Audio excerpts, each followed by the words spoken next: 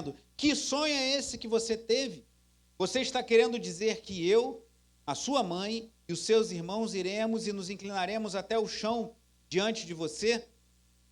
Os irmãos tinham inveja dele. O pai, no entanto, guardou aquilo no coração. Leia novamente comigo em voz alta, por favor, apenas o versículo 11. Os irmãos tinham inveja dele. O pai, no entanto, guardou aquilo no coração.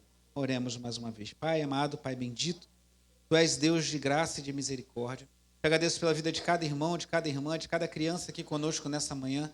Que o Teu Espírito Santo ministre cada coração, desde a criança mais novinha até o irmão de idade mais avançada.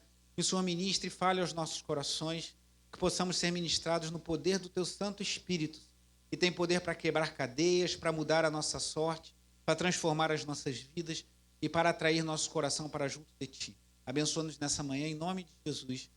Os irmãos podem sentar.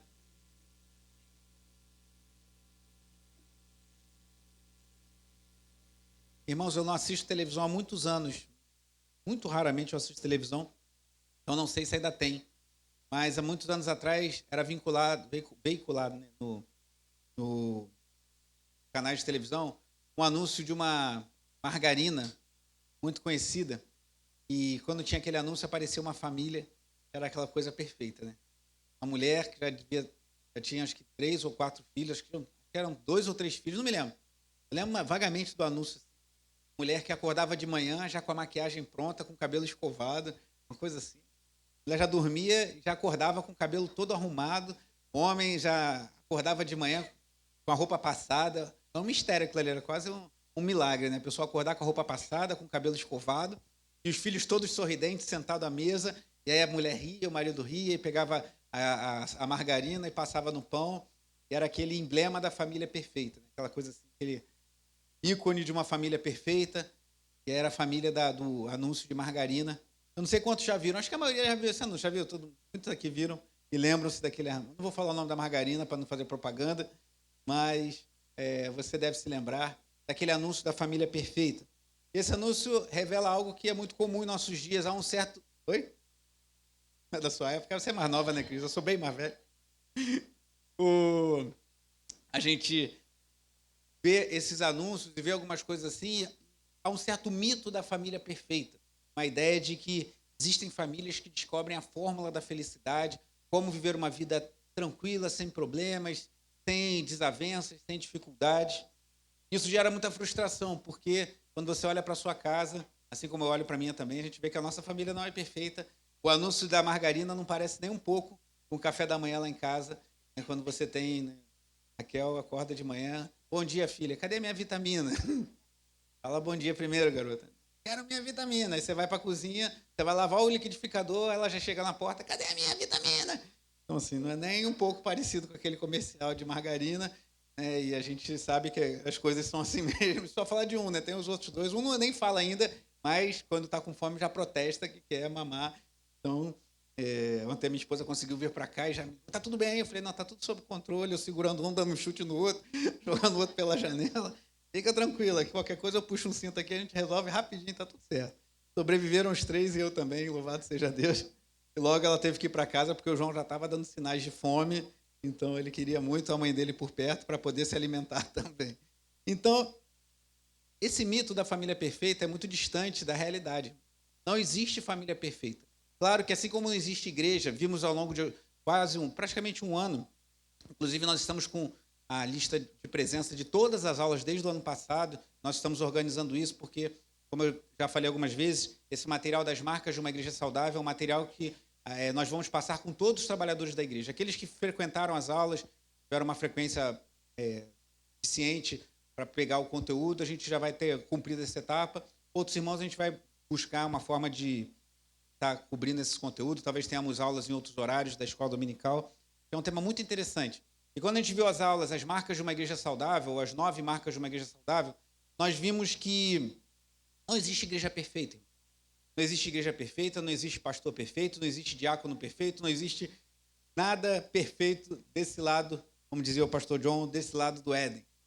Vivemos uma época marcada pelo pecado, pela queda, mas podemos ser uma igreja melhor, uma igreja mais saudável. podemos ser uma igreja doente, podemos ser uma igreja herética, e que em nome de Jesus nunca seremos, mas podemos ser uma igreja doente ou uma igreja saudável. Podemos ser uma igreja pouco saudável ou uma igreja muito saudável. De igual forma, a nossa saúde. Ninguém tem uma saúde totalmente isenta de problemas, né? Eu falei com o irmão, falei, você está muito bem, que esse irmão ele é militar e ele já é reformado, mas ele pegou aquele hábito muito saudável dos militares de fazer atividades, né? Que eu, infelizmente, não tenho, nunca fui militar, mas deveria ter. Mas ele pratica exercício. Falei, você está bem? Ele, minha coluna, e começou a falar. Falei, rapaz, então já não está tão bem, porque não existe saúde perfeita, não existe igreja perfeita e não existe família perfeita. Mas as nossas famílias podem ser mais ou menos saudáveis, podem ser mais ou menos, para usar um termo da moda aí, funcionais. E a gente vai olhar aqui para a história de José, e é chocante, irmãos, aqueles que têm uma visão romântica da Bíblia, que têm uma visão assim, um pouco de filme da Sessão da Tarde, ao você olhar que uma das famílias mais importantes da história bíblica era uma família muito complicada.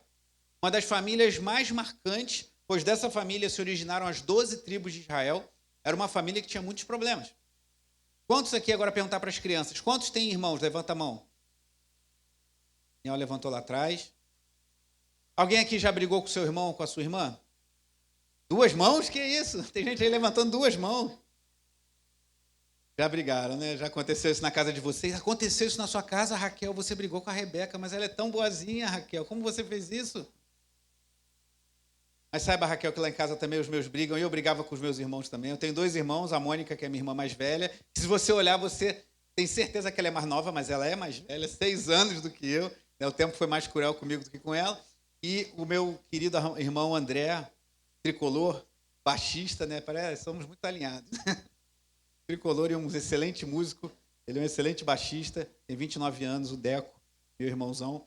Então, é muito bom termos irmãos, mas fatalmente nós passamos por dificuldades e nos desentendemos também com os nossos irmãos.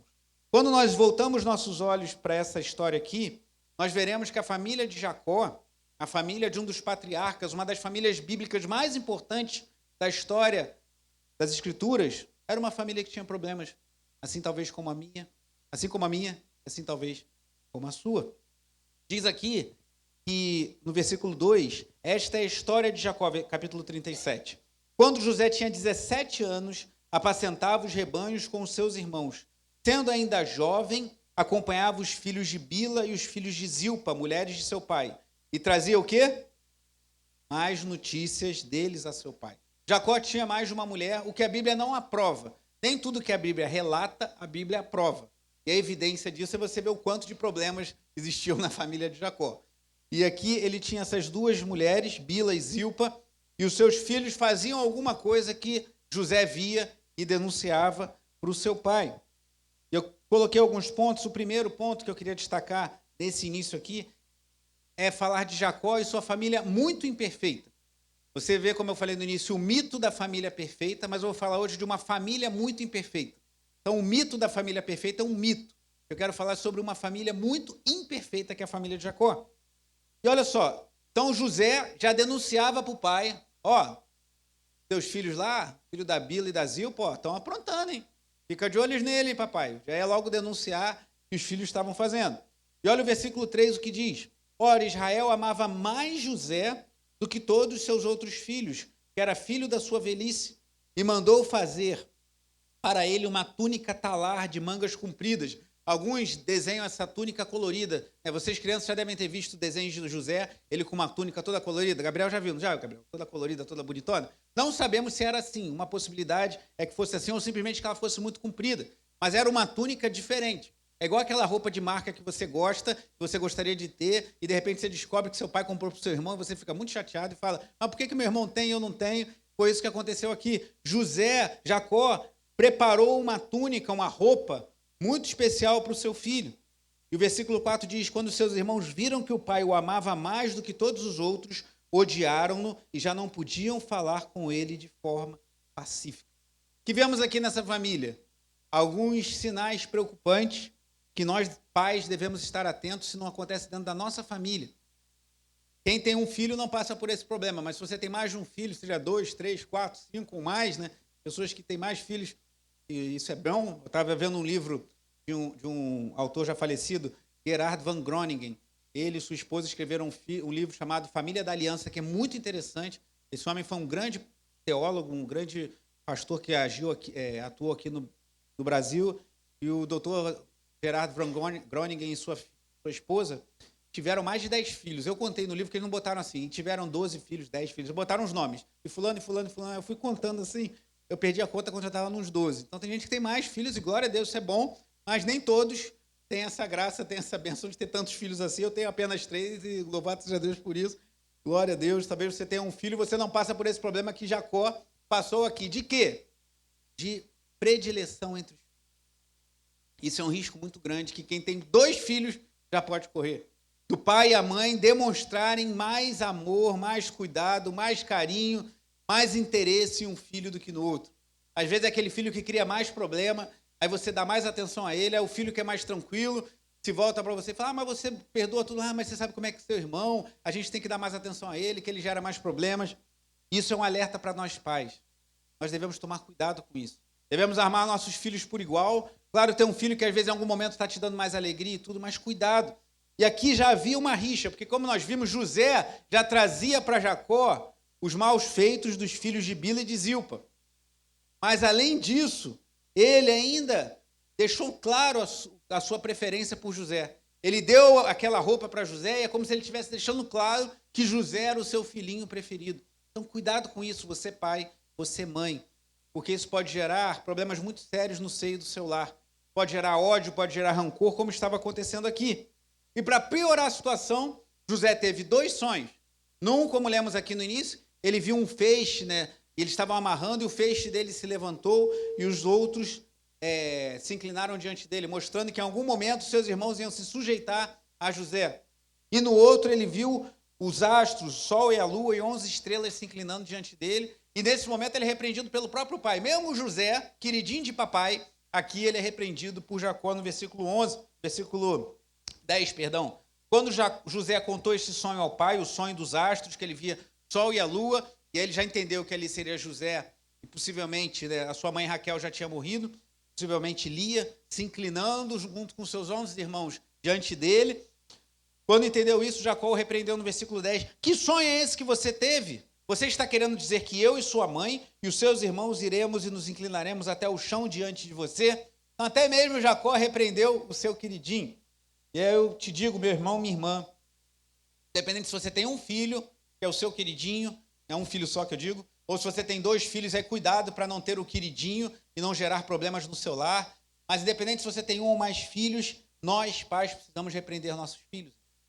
Cabe a nós. Tivemos a nossa escola bíblica de férias aqui, foi uma bênção. Temos um trabalho com crianças que a gente está estruturando, estamos investindo o máximo que podemos. Né? Temos irmãs e irmãos fazendo um trabalho excelente. A líder, a Cris Nery, tem se empenhado, se dedicado. Temos recebido até crianças, né, que são chamadas atípicas, crianças com quadros de autismo, e temos irmãs qualificadas para isso na nossa igreja. Louvado seja Deus, estamos nos qualificando, nos esforçando para fazer o melhor possível, mas entendemos que a educação familiar, a educação cristã, é responsabilidade nossa como pais. A igreja dá um suporte, a igreja dá uma ajuda, e nós, pais, que temos que assumir isso.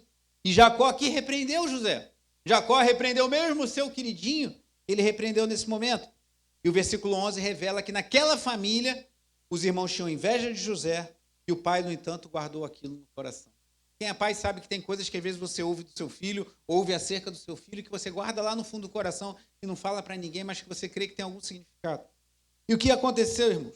Então, primeira coisa, primeiro ponto, Jacó e sua família muito imperfeita. A família de Jacó era imperfeita como a minha e a sua. E aqui estava nascendo, aqui havia um problema em potencial muito grande. Os irmãos estavam se desentendendo uns com os outros.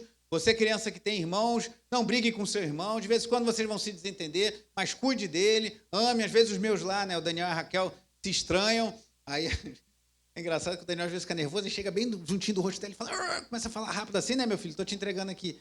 Eu falo, filho, você tem que cuidar da sua irmã, mas ela também é muito brava. Ela fica assim, aí dá uns gritos, aí Tatiana às vezes fica olhando assim, meu Deus, imagina quando crescer, que Deus nos dê graça.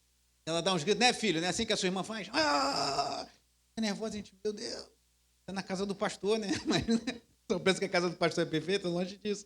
Então, nossos filhos se desentendem, isso acontece, mas cuide, você que tem irmãos, você que tem irmãs, cuide do seu irmão, cuide da sua irmã, preserve ele, para que não aconteça o que estava acontecendo aqui, inveja, ódio, rancor, problemas acontecendo ali no seio daquela família. E nós, pais, tenhamos cuidado, que às vezes com uma atitude de amor por um, a gente gera problema com os outros. Às vezes uma atitude de ter mais amor por um filho, a gente acaba gerando problemas com o outro filho. E aí vem uma coisa, o segundo ponto aqui, um ato terrível, irmão. O que acontece? José, como você deve conhecer a história, é vendido pelos seus irmãos. Aqui no capítulo 37, já pulando para o versículo 18, vá comigo no capítulo 37, ainda versículo 18, diz assim: de longe eles o viram. Quem? Os irmãos que estavam no campo viram José chegando. E antes que chegasse, conspiraram contra ele para o matar. Olha que coisa séria, irmão. O que começou como uma briga de irmãos, porque um falava os podres do outro para o pai, porque o pai comprou uma roupa mais bonita para o outro, agora já virou um caso que os irmãos estavam querendo matar José. Versículo 19, disseram uns aos outros, lá vem o grande sonhador, venham, pois, agora vamos matá-lo e jogar o corpo numa destas cisternas. Diremos que um animal selvagem o devorou, vejamos em quem vão dar os sonhos dele. Mas Rúben, que era o primeiro filho de Jacó, o primogênito, ouvindo isso, livrou-o das mãos deles e disse, não lhe tiremos a vida. Rúben disse mais, não derramem sangue, joguem o rapaz naquela cisterna que está no deserto e não lhe façam mal. E Rúben agiu bem, olha o que diz agora. Rúben disse isso para quê? Para o livrar deles, a fim de levá-lo de volta ao pai. Então Rúben pensou o seguinte, o pessoal está com muita raiva. E aí eu chamo a atenção a nós que temos irmãos e estendendo isso a outras relações da nossa família. Você, criança, também, na hora que vê que seus irmãos estão com raiva um do outro, ou tem aquele priminho que vai na sua casa e começou a brigar, seja aquele que acalma as coisas e traz... Não traga mais problemas, traga soluções. O que Rúben falou? Vamos botar ele no buraco ali para acalmar os ânimos e eu vou levar o José de volta para o papai e acabou essa história para acalmar meus irmãos que eles estão a ponto de matá-lo. E realmente estavam. Mas o versículo 23 diz, logo que José chegou a seus irmãos, despiram-no daquela túnica que o pai tinha dado, a túnica de talar de mangas compridas que trazia, e jogaram na cisterna. A cisterna estava vazia, sem água. Depois sentaram-se para comer. Levantando os olhos, viram que uma caravana de ismaelitas vinha de Gileade. Seus camelos traziam especiarias, bálsamo e mirra, que levavam para o Egito. Então, quem que teve a ideia? Então, leia comigo. Judá, guarde esse nome. Então, Judá disse aos irmãos, o que vamos ganhar se matarmos os nossos irmãos e depois escondermos a sua morte? Venham, vamos vendê-lo aos ismaelitas. Não lhe façamos mal, pois é nosso irmão e é do nosso sangue. Seus irmãos concordaram. Quem que deu a ideia? Quem que deu a ideia, crianças? Foi? Judá, viu? Estão ligados. Judá que deu a ideia. E o que aconteceu? Os irmãos venderam José. Quando Rúben voltou e viu, o que vocês fizeram? Ele ficou assustado. E quando eles chegaram para Jacó, eles inventaram uma mentira de que José tinha sido morto. E o pai ficou inconsolável, ficou triste, muito triste por muitos dias. Então, ligando esse ponto com o ponto anterior, irmãos, cuidado com pequenas brechas. Já viu aquelas barragens? Tempos atrás teve um desastre terrível lá em Minas Gerais, que rompeu uma grande barragem, desceu lama, muitas mortes, muita destruição. E essas barragens, elas são muito grandes, elas começam com pequenas fissuras. Fez um rachadinho assim. Tem gente até que fica preocupada quando vê uma rachadura, às vezes, na pintura, na tinta, alguma coisa, já fica com nervoso, mas às vezes não é nada demais, mas às vezes é. Então, começa uma pequena rachadura e aquilo vai se expandindo até que a água começa a penetrar, começa a forçar, a pressão aumenta muito, a estrutura fragiliza e a barragem vem abaixo. Essa família estava numa briguinha de irmãos, com inveja, porque José estava falando de uns, porque José teve um sonho e os irmãos se sentiram humilhados. Só que agora eles se viram numa situação muito grave. Então, devemos tomar cuidado, irmãos, porque às vezes situações muito graves começam com problemas muito pequenos. E o que vemos agora é José longe dos seus pais, José longe da sua mãe já era falecida, mas longe do seu pai, longe dos seus irmãos, como escravo, indo para o Egito, e o seu pai inconsolável. E eu queria deixar até uma palavra para os pais, porque, irmãos, criar filhos em nossa cultura é muito difícil.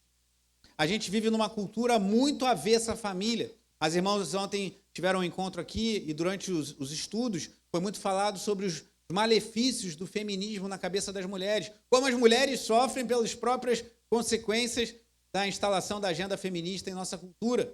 Claro que os homens também têm seus problemas, têm suas omissões, estamos trabalhando também no Encontro de Homens sobre um livro que fala sobre isso também, Pastores da Família. Irmãos, a gente vive numa cultura muito complicada. Recentemente eu vi uma live muito interessante sobre esse filme da Barbie, né, que foi lançado recentemente, Eu não assisti o filme, mas a pessoa que fazia esse relato, uma mulher cristã, e ela é roteirista, então uma mulher que entende de filmes, e ela mostrava como esse filme tem mensagens, são nem subliminares, escrachadas, de desvalorização do homem, de empoderamento feminino, mas de uma forma bem distante, né? Não de valorizar a mulher, mas bem distante daquilo que diz a Bíblia. Então, cuidado se você pretende ver ou estimula alguém, seus filhos a verem. Tome muito cuidado, que você não deve assistir, no muito, você deve se vacinar bastante para não ser contaminado por ideias anticristãs, ideias, eu diria até mesmo satânicas, demoníacas, para destruir a essência que Deus estabeleceu para a mulher, para a sua feminilidade, como foi visto também nesse material que as irmãs trabalharam. Então, a gente vive numa cultura muito difícil. E na nossa cultura, uma das características dela, e também dessa agenda progressista maligna que existe em nossos dias, é afastar os pais dos filhos. Observe que cada vez mais as crianças têm atividades, cada vez mais as crianças têm demandas, cada vez mais as crianças têm cursos, têm mais tempo de aula e são mais afastadas dos seus pais. Cuidado com isso. Nossos filhos precisam caminhar junto conosco. Se você tiver que abrir mão de coisas, né, ore, peça conselho, converse com a sua esposa, mas não abra mão de estar junto com o seu filho, junto com a sua filha. Você, pai, você, mãe, aqui vemos que aquele pequeno problema agora se expandiu e José está longe da sua família e seu pai achava que ele estava morto.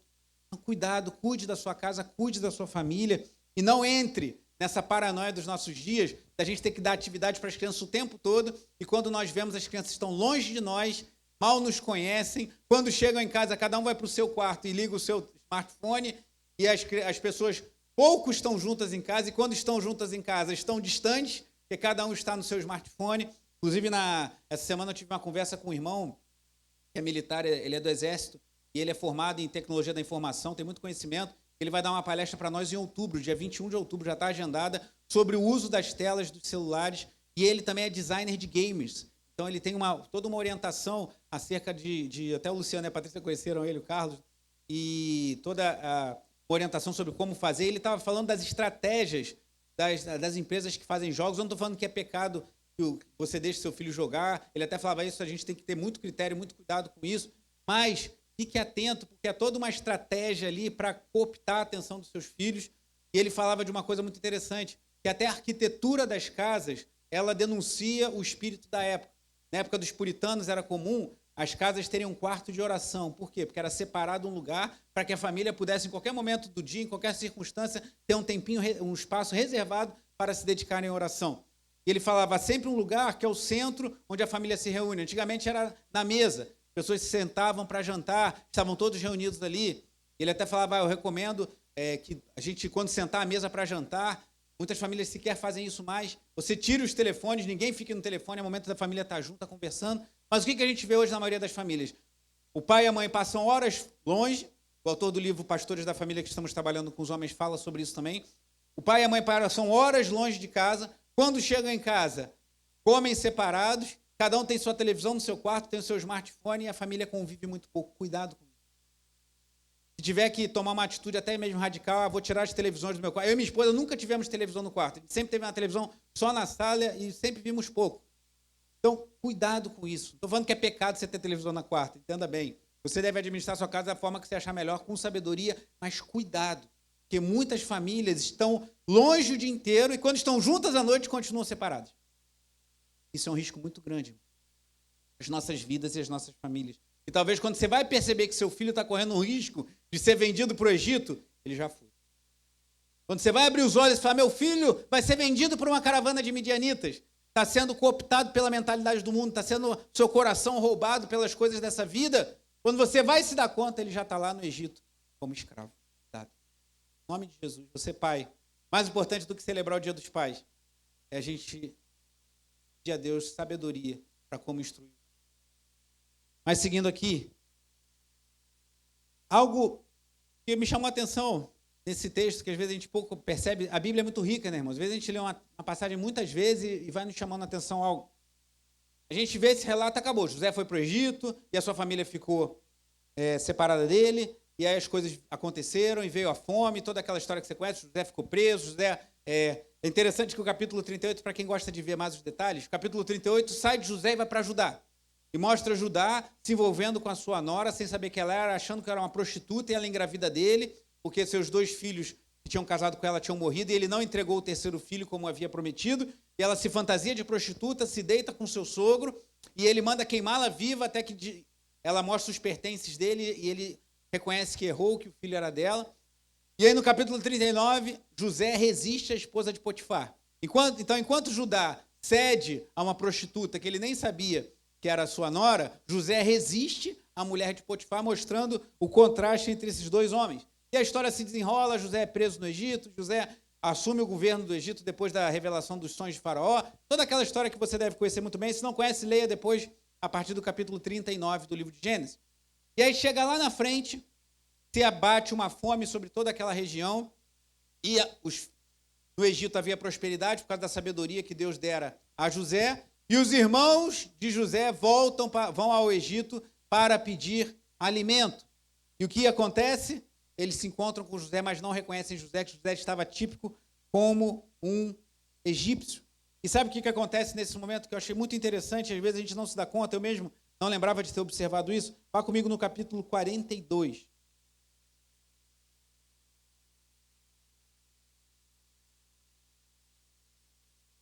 Abra aí no capítulo 42. E olhe para mim, por gentileza. As crianças conhecem bem essa história, né, crianças? José do Egito.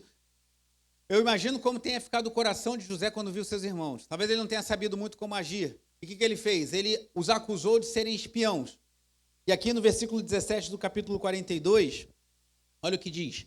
E deixou todos presos por 3 dias. No terceiro dia, José lhes disse: façam o seguinte e viverão, pois temo a Deus. Se são homens honestos, que um de vocês fique detido aqui, onde estão presos. Os outros podem ir, levando cereal para matar a fome das suas famílias. E tragam-me o seu irmão mais novo, porque Benjamim não tinha ido com eles. Tragam-me o seu irmão mais novo, com o que serão verificadas as palavras de vocês, e vocês não morrerão. E eles se dispuseram a fazer. Olhe para mim, por gentileza, deixa aberto aí. José criou uma estratégia para fazer com que Benjamim voltasse. Só que ele mandou ficar um dos irmãos, por quê? Se fossem todos, eles podiam não voltar mais. Falar, e aquele governador ficou com raiva da gente, não vamos buscar comida no Egito, não, vamos buscar em outro lugar. E aí, José teve essa atitude e de fato aconteceu. Eles foram, Simeão ficou no Egito e depois eles voltaram com Benjamim.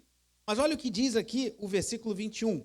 Então disseram entre si, na verdade estamos sendo castigados por causa de nosso irmão. Estão falando daquele episódio lá de José. Pois vimos a angústia de sua alma quando nos pedia e não lhe demos ouvido. Por isso nos sobrevém agora esta ansiedade. Rúben respondeu-lhes, não é verdade que eu disse, não pequem contra o jovem? Mas vocês não quiseram me ouvir, pois agora estão vendo que o sangue dele está sendo requerido. Eles, porém, não sabiam que José os entendia, porque lhes falava por meio de um intérprete. E retirando-se dele, José o quê? Chorou. Olha que situação. Isso aconteceu muitos anos depois. Porque lembre-se que só José ter ido para o Egito, ele ficou 2 anos preso. Teve muitas coisas que aconteceram que a gente não sabe o tempo. Teve 7 anos de bonança no Egito e aqui já tinha alguns anos de fome. Então bota aí que mais de 10 anos tinham se passado daquele episódio em que eles venderam José para o Egito. Mas, irmãos, às vezes a gente toma uma atitude errada em relação à nossa família e isso fica como um fantasma nos assombrando a vida inteira. O que aconteceu? Mesmo tendo se passado muitos anos, talvez 10 anos ou mais, eles, ao verem que o negócio ficou ruim para eles, eles se lembraram e falaram, tá vendo? Em outras palavras, Deus está nos castigando porque a gente vendeu nosso irmão para o Egito. E Rubem falou, tá vendo? Eu não falei para vocês não fazerem isso. Só que eles falaram na língua deles. Eles achavam que José era egípcio. Só que José entendeu tudo e aquilo quebrou seu coração. Porque José viu, meus irmãos ainda lembram do mal que fizeram a mim. Eles entendem que estão sendo castigados por isso. Cuidado, irmãos, porque as coisas que a gente pratica na nossa família, por vezes, vão nos perseguir por muitos anos. E às vezes, situações que nos afligem, que nos magoam, que nós nos arrependemos e ficam como manchas, como se fossem fantasmas na nossa mente, só podem ser totalmente eliminadas pelo poder que há no nome de Jesus.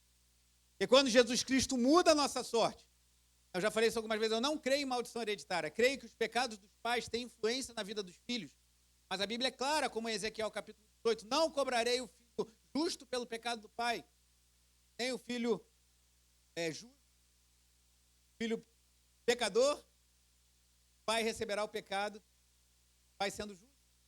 Claro que há influência dos atos dos pais nos filhos, mas cada um responderá pecados. Deus condena lá no livro do profeta Jeremias aquele ditado que era dito em Israel: os pais comeram uvas verdes, os filhos embotaram os dentes. O que quer dizer isso? Quando você come uva verde, dá aquela aflição nos dentes. Então o pai comia e quem sentia aflição era o filho. E Deus condena esse provérbio, pois ele diz: cada um vai responder diante de Deus pelos seus atos. E aqui eles sentiram o peso por terem cometido um erro tão grave.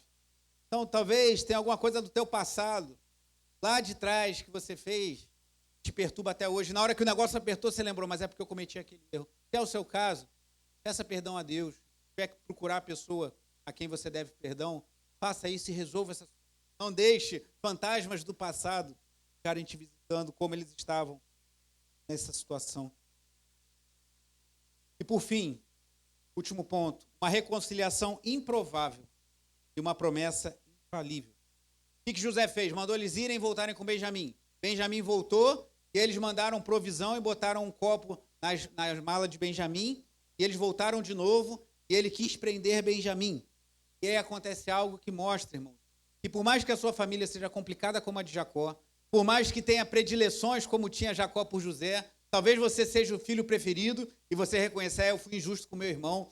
Meu irmão muitas vezes se sentiu desprezado, minha irmã muitas vezes se sentiu deixada de lado, porque eu era o queridinho da família, e nisso eu errei também. Ou talvez você seja aquele que prefere um filho e reconhece que isso não agrada ao Senhor.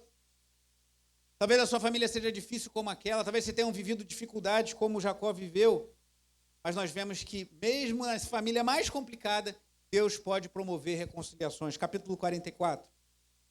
Avance um pouco.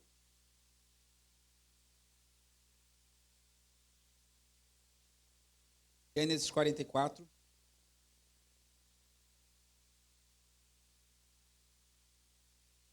Nesse contexto que José queria prender Benjamim no Egito.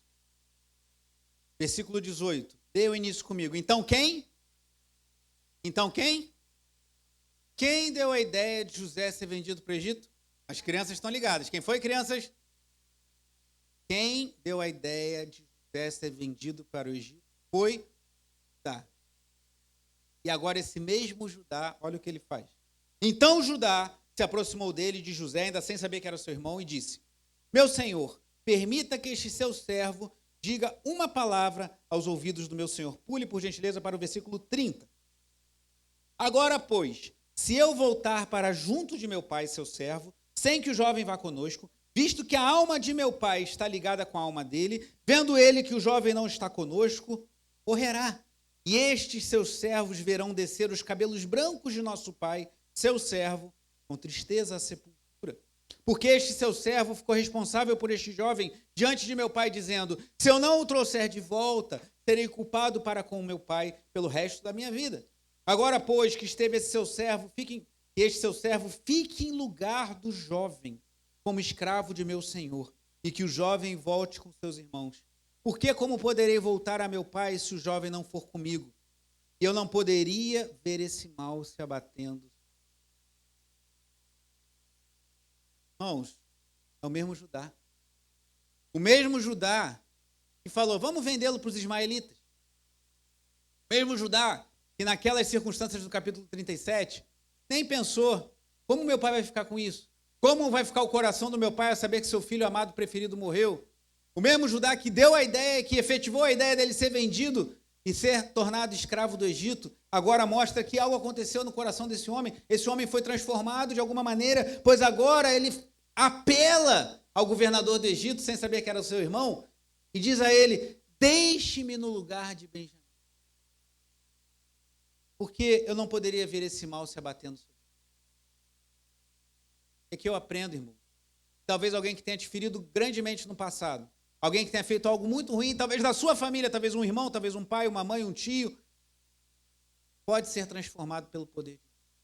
Porque o Judá que mandou José, deu a ideia de José ser vendido para o Egito, agora deu a ideia dele ficar no lugar de Benjamim para que o pai não mais sofresse a dor de ter um segundo filho longe dele, um segundo filho escravo no Egito, um segundo filho indo e não voltando. Então, aprenda algumas coisas aqui. Primeiro, Deus pode mudar o coração mais duro. Afinal, Ele não mudou o meu? Coração duro. Mudou o seu? Não duvide. Deus pode transformar Judá, que deu a ideia de vender seu irmão, no Judá, que se levantou diante do governador com coragem, porque viu que ele falou assim, olha, permita que seu servo diga, e não se acenda a sua ira, no versículo 18, eu não li essa parte, contra o seu servo, sou eu como faraó, porque ele sabia que só de falar com José, como governador do Egito, ele podia ser condenado à morte.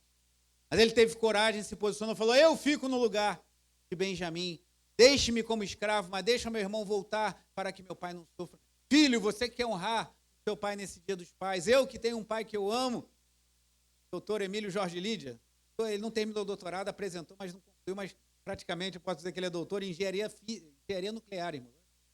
Ele é físico de formação, mestrado em engenharia. Eu fui na defesa de tese de mestrado dele, uma fórmula ocupava o slide todo. Meu Deus. Eu assisti tudo, não entendi nada.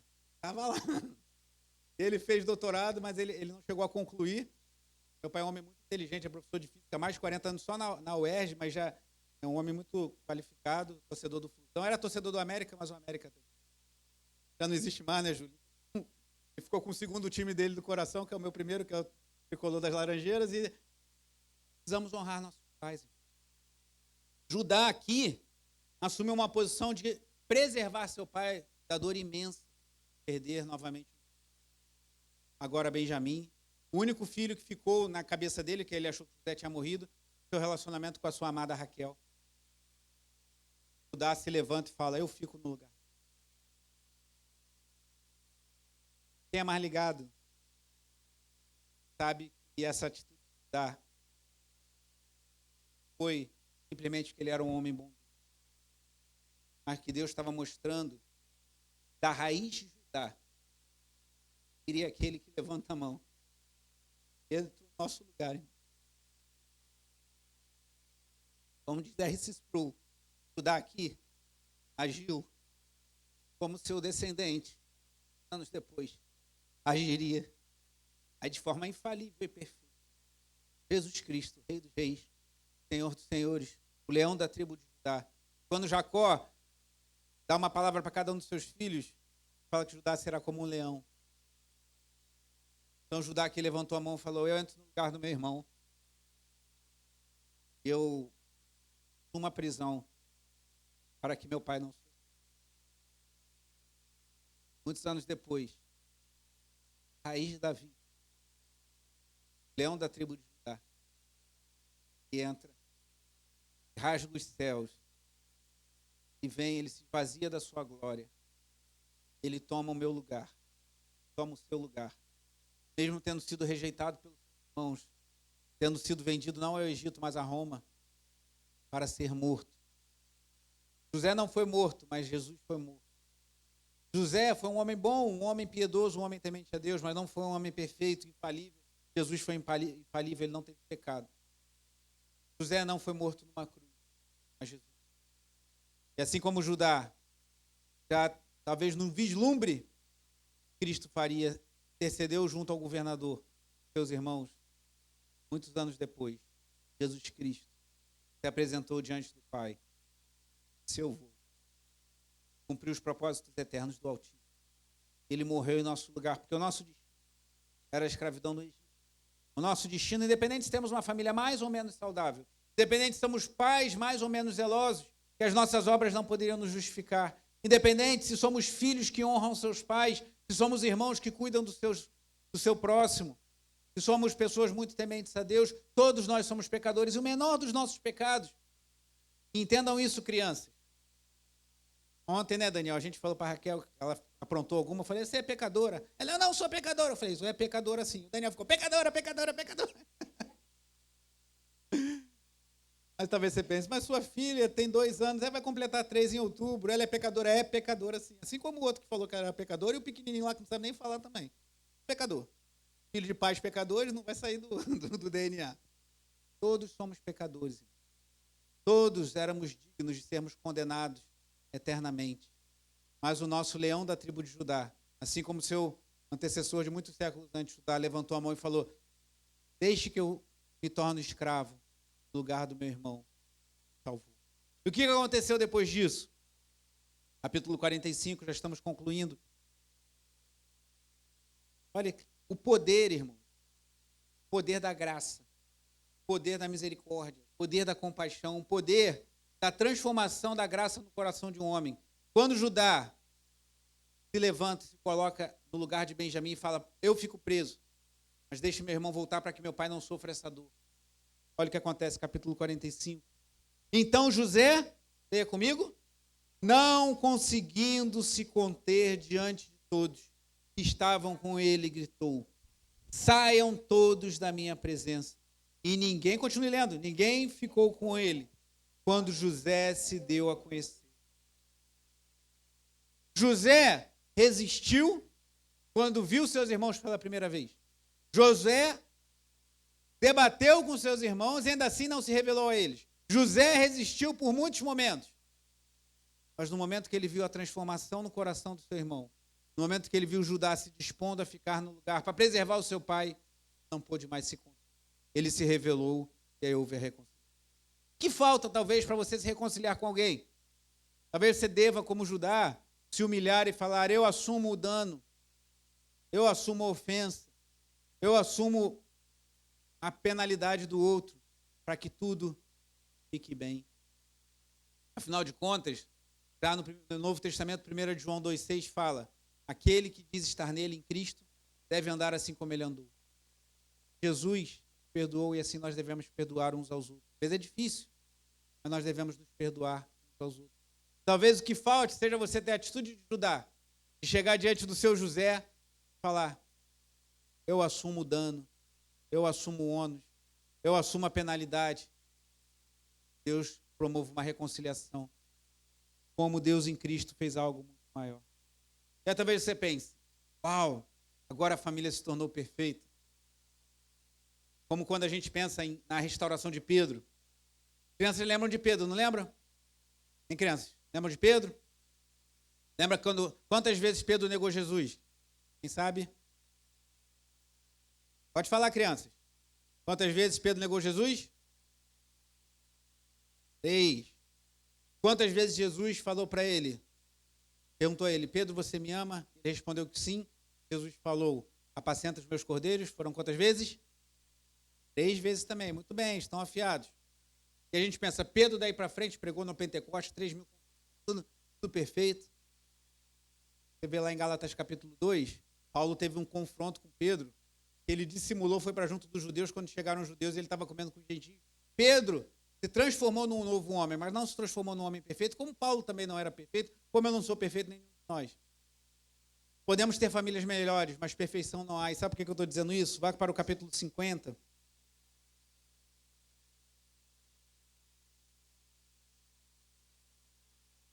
Estamos indo para o fim. Capítulo 50. O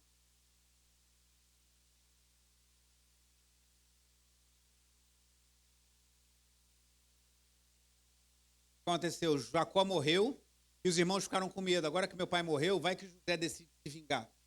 Vai lá, né? De repente ele estava só esperando meu pai morrer para achar que tudo bem, agora ele vai nos vingar. E olha o versículo 16 do capítulo 50. Por isso mandaram dizer a José: o seu pai, antes de morrer, ordenou o seguinte: é isto que vocês dirão a José: perdoe, por favor, a transgressão dos seus irmãos e o pecado que cometeram, porque eles fizeram mal. Agora pedimos que perdoe a transgressão dos servos do Deus do seu pai. É verdade isso? Mentira. Jacó falou tantas coisas para José, ele podia falar isso diretamente para José. Era mentira. Eles inventaram essa mentira porque eles estavam com medo. Igual o casal lá no Éden. Quando Deus se aproximou, eles ficaram com medo. Muitas vezes as pessoas mentem porque têm medo das consequências. Falam: vai que José vai nos matar, então vamos inventar essa história que o nosso pai falou isso. Ela falou: teu pai falou. Tipo assim, isso era mentira. E olha o que diz. Ao ouvir essas palavras, ainda no versículo 17, José chorou, porque José sabia que era mentira. Depois vieram também os seus irmãos, prostraram-se diante dele e disseram: cumprimento do sonho. Eis-nos aqui, somos seus servos. Mas José respondeu: não tenha medo. Presta atenção nessa resposta. Será que eu estou no lugar de Deus? Vocês, na verdade, planejaram o mal contra mim. Porém, Deus o tornou em bem, para fazer como estão vendo agora, que se conserve a vida de muita gente. Portanto, não tenham medo, eu sustentarei vocês e os seus filhos. E assim José os consolou, falou o coração. A família de Jacó sofreu uma transformação profunda, mas ainda foi uma família imperfeita. Eles mentiram. Eles tinham medo, inventaram uma mentira para não ficar mal com José. Não havia nenhuma necessidade de fazer isso. Mas José estendeu mais uma vez a sua destra de graça. E assim nós devemos fazer no seio da nossa família. Se alguém que você já perdoou, já está tudo certo, voltar a cometer um erro contigo, faça como José. Estenda a mão, perdão, da graça, da misericórdia. E José reconheceu, eu não estou no lugar de Deus. Vocês planejaram, ele também não negou o mal. Tem gente que acha que a gente tem que perdoar assim, não foi tão mal assim não. Fulano me traiu, fulano fez isso, fez aquilo. Mas na verdade não foi tão mal. Não, foi mal sim. Não chame o bem, o mal de bem, ou não foi nada disso. Foi mal. Ele falou, vocês planejaram o mal. Vocês não fizeram qualquer coisa. Mas Deus, ele é poderoso para transformar o mal em bem. Para transformar as circunstâncias das famílias mais complicadas em bênçãos na vida, nas nossas vidas e na vida. E aí, se você for lá em Gálatas, não precisa abrir, mas quem gosta mais de estudar, vai lá em Gálatas 3,16, fala do descendente de Abraão. Através dessa história complicada, Deus estava fazendo algo muito superior. E aqui era a família que lá na frente, como eu falei já, gerou o Messias. Então, irmãos, por meio das nossas circunstâncias complicadas, Deus escreve os seus propósitos que são muito maiores do que nós podemos pedir ou pensar. Concluindo algumas aplicações.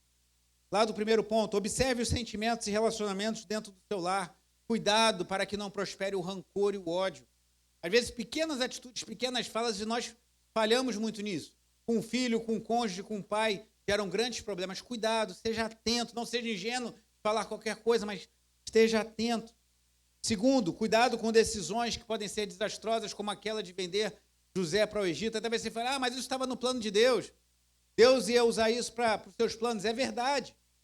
Mas é que a gente tem muita dificuldade em lidar com a soberania divina e a responsabilidade humana. O fato de que José foi usado nos planos de Deus não quer dizer que isso isenta seus irmãos daquele ato grave. Como ele mesmo fala aqui, vocês planejaram mal contra mim. Então vamos fazer o melhor que pudermos, entregar tudo nas mãos de Deus para que ele use as nossas histórias para a sua glória. Terceiro, lembre-se que quando eles chegaram lá, eles ainda falaram, isso está acontecendo com a gente, pelo que a gente fez com o nosso irmão. Se algo aflige a sua mente lá do passado ou de alguém da sua família, peça ao Senhor que libere seu coração, perdoe ou peça perdão, resolva, mas não deixe os fantasmas do passado voltarem a te afligir. E por fim, e último, creia que Deus pode usar famílias imperfeitas como a de Jacó, de José, como a minha e como a sua, para os seus propósitos eternos. Confie. E honre seus pais, cuide dos seus filhos, e busque glorificar a Deus. Busquemos todos nós, pois esse é o desejo de Deus para as nossas vidas. Vamos orar.